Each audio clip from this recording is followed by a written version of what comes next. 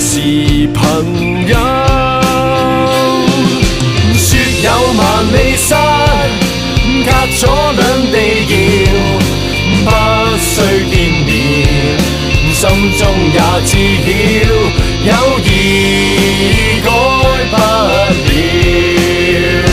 人生於世上有幾個知己，多少友誼能長存。今日別離共你雙雙兩握手，友誼常在你我心裏。今天且有暫別，他朝也定能聚首。縱使不能會面，始終也是朋友。